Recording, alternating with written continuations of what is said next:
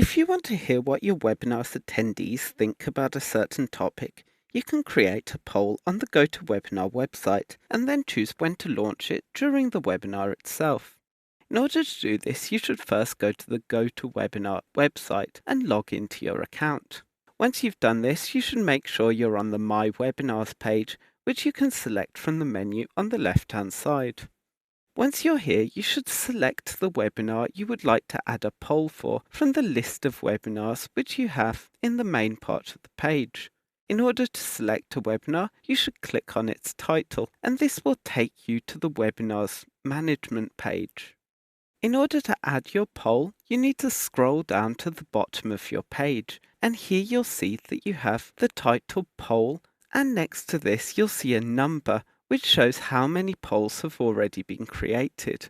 Underneath this you can see that I've already created one poll which asks what can Homotic do to improve its internal communications. If I'd like to edit this poll or add another one, I can go across to Edit on the right hand side and simply click to open up the poll creation page. Here I can see the poll that's already been created, and I can click on it to edit it, or click on the X on the right hand side to remove it.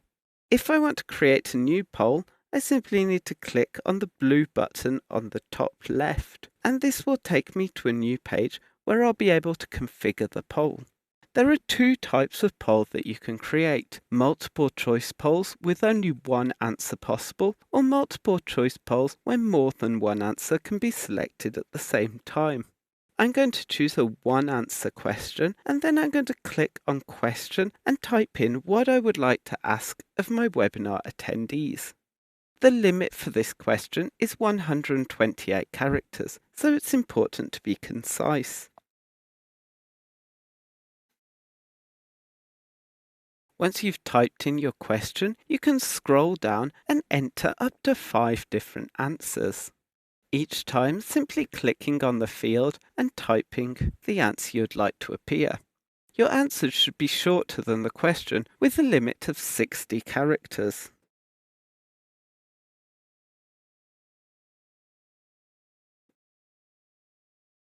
Once you've entered all the answers you'd like to be available, you simply need to click on Save in order to finish configuring your poll.